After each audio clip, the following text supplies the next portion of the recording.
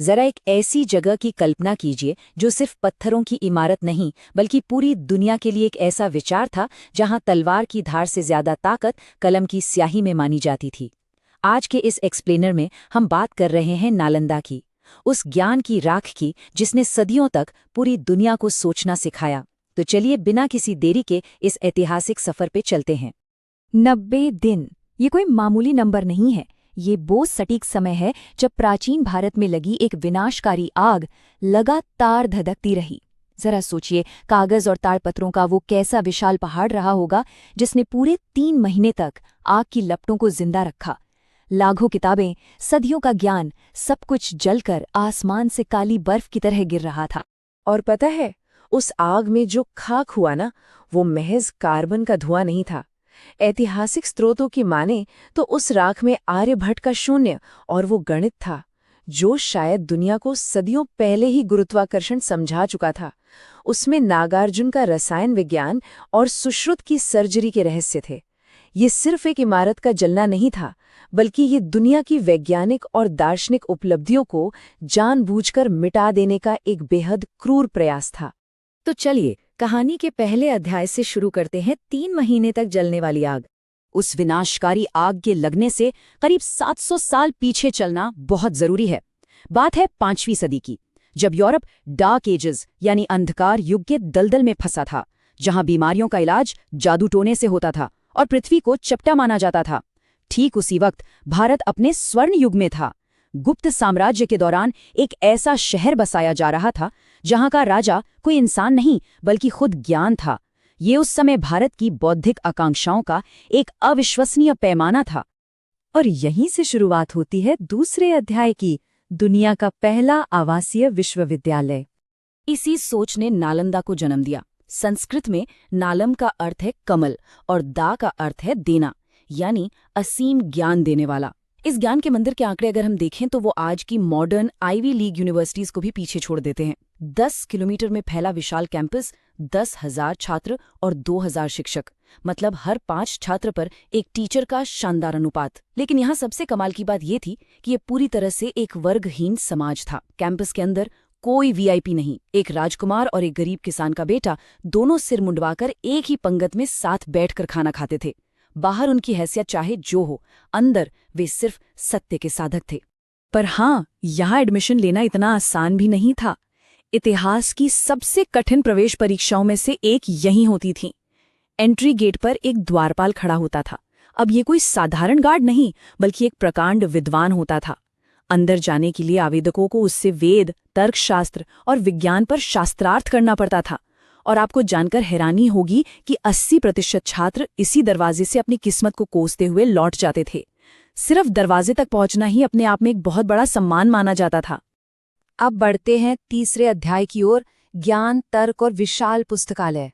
अक्सर लोगों को ये गलतफहमी होती है कि नालंदा महज एक धार्मिक मठ था, लेकिन ऐसा बिल्कुल नहीं है।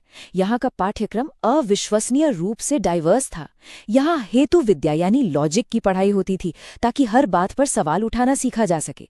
मेडिकल साइंस और सर्जरी के साथ साथ वेदों और यहाँ तक कि नास्तिकता और सांख्य दर्शन की भी शिक्षा दी जाती थी। देखा जाए तो नालंदा का अघोषित आदर्श वाक्य ही था, संदेह करो, प्रश्न करो। ये एक ऐसी जगह थी जो पूर्ण वैचारिक स्वतंत्रता को बढ़ावा देती थी, भले ही वो विचार खुद अपने ही धर्म के खिलाफ क्यों ना हो। और इस अथाह ज्ञान को सहेजने की जो व्यवस्था थी ना, वो तो अकल्पनीय थी। 90 लाख, जी हाँ, नालंदा के पुस्तकालय परिसर जिसे धर्मगंज कहा जाता था, उसमें करीब 90 लाख पांडुलिपियां सुरक्षित रखी हुई थीं। इस विशाल लाइब्रेरी कॉम्प्लेक्स में 3 मुख्य इमारतें थीं, जिनमें से एक थी रत्नोदधि, एक 9 मंजिला इमारत जो सच में बादलों से बातें करती थी। स्रोत तो इसे मानव सभ्यता के एक प्राचीन क्लाउड स्टोरेज बैकअप ड्राइव की तरह बताते हैं। सैकड़ों लेखक दिन रात दियों की रोशनी में पुरानी किताबों की नकल तैयार करते रहते थे ताकि ज्ञान कभी नष्ट न हो। अगर किसी वजह से पूरी दुनिया भी खत्म हो जाती ना, तो केवल नालंदा के दम पर इंसानियत को फिर से खड़ा किया जा सकता था। लेकिन फिर वक्त बदलता है। हमारा चौथा अध्याय है खिलजी का अहंकार और विनाश। कहते हैं रोशनी जितनी तेज होती है, परछाई उतनी ही गहरी होती है। 1193 के आसपास इतिहास का एक बहुत ही दिलचस्प और तनावपूर्ण टकराव देखने को मिलता है। एक तरफ था बख्तियार खिलजी, एक सैन्य कमांडर जो गंभीर रूप से बीमार था, मौत के कगार पर था और उसके सारे शाही हकीम हार मान चुके थे। और दूसरी तरफ थे नालंदा के आयुर्वेद विभाग के प्रमुख आचार्य राहुल श्रीभद्र, जिन्हें इस क्रूर योद्धा की जान बचाने के लिए बुलाया गया था। असल में ये सिर्फ दो लोगों का नहीं, बल्कि अज्ञानता और विज्ञान का आमना सामना था। लेकिन खिलजी का अहंकार अपनी चरम सीमा पर था। उसने साफ कह दिया कि वो किसी काफिर वैद्य की दी हुई कोई दवा नहीं खाएगा। पर उसे ठीक भी तो होना था। तब आचार्य ने एक बेहद शानदार मनोवैज्ञानिक और मेडिकल स्ट्रैटेजी अपनाई। उन्होंने कुरान के पन्नों पर एक रंगहीन और स्वादहीन आयुर्वेदिक दवा का लेप लगा दिया। अब जब खिलजी पन्ने पलटने के लिए अपनी उंगली को जीभ से लगाता तो वो अनजाने में दवा ले रहा होता था। और चमत्कार देखिए, कुछ ही दिनों में वो पूरी तरह स्वस्थ हो गया। अब लॉजिक तो ये कहता है कि खिलजी को आचार्य का आभारी होना चाहिए था, है ना? लेकिन तानाशाहों का दिमाग ऐसे काम नहीं करता। इस घटना ने इतिहास का रुख ही मोड़ दिया। खिलजी के मन में एक गहरी असुरक्षा और ईर्ष्या पैदा हो गई। उसे ये एहसास हो गया कि ज्ञान एक ऐसी ताकत है जो उसकी तलवार से कहीं ज्यादा बड़ी है, और वो अपने अहंकार में इस श्रेष्ठ ज्ञान को बर्दाश्त नहीं कर सका। और फिर जो हुआ वो मानवता के चेहरे पर एक बदनुमा दाग है।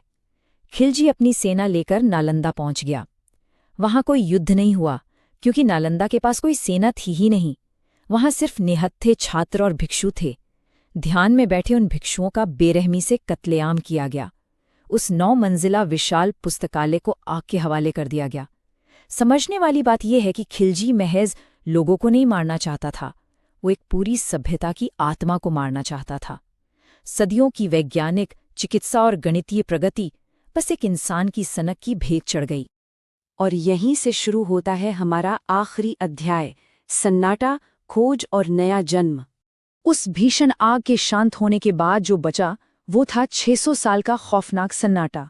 भारत के इस बौद्धिक केंद्र पर सदियों तक खामोशी छाई रही। लेकिन विचार कभी मरते नहीं हैं, वो बस सो जाते हैं। 19वीं सदी में अलेक्जेंडर कनिंघम ने एक चीनी यात्री की डायरी का इस्तेमाल करके इन दबे हुए खंडहरों की खुदाई की। इसके बाद साल 2006 में डॉक्टर एपीजे अब्दुल कलाम ने इस सभ्यता के पुनर्जन्म का शानदार प्रस्ताव रखा। और आखिरकार 2014 में एशियाई देशों के सहयोग से एक नया नेट जीरो तकनीक वाला नालंदा विश्वविद्यालय फिर से उठ खड़ा हुआ। ये जले हुए खंडहरों से एक विरासत की बेहतरीन वापसी थी। आज जब हम इस नए नालंदा को देखते हैं ना, तो ये हमें हमारे आज पर विचार करने पर मजबूर करता है। आज हम इन्फॉर्मेशन एज में जी रहे हैं। हमारे पास डेटा के विशाल पहाड़ हैं, लेकिन क्या हमारे पास वो बैलेंस है जो प्राचीन नालंदा ने सिखाया था? वहां ज्ञान के साथ साथ तर्क और करुणा का अनूठा संगम था। आज सूचना तो अनंत है, लेकिन शायद हम वो वैचारिक स्वतंत्रता और संवेदनशीलता खोते जा रहे हैं जो नालंदा की असली पहचान थी। ये पूरी कहानी आज एक बहुत ही गहरा सवाल छोड़ जाती है। वो खंडहर आज भी वहां खड़े हैं, एक चेतावनी की तरह। हमें सोचना होगा कि क्या आज के समाज में हम उन नए खिलजियों को पहचान सकते हैं, वो जो शायद तलवार लेकर नहीं, लेकिन असहिष्णुता के साथ आते हैं और उन विचारों को नष्ट करना चाहते हैं जिन्हें वो समझ नहीं पाते। असली नालंदा ईंटों में नहीं, विचारों में बसता है, और ज्ञान के वो दरवाजे हमेशा खुले रहने चाहिए।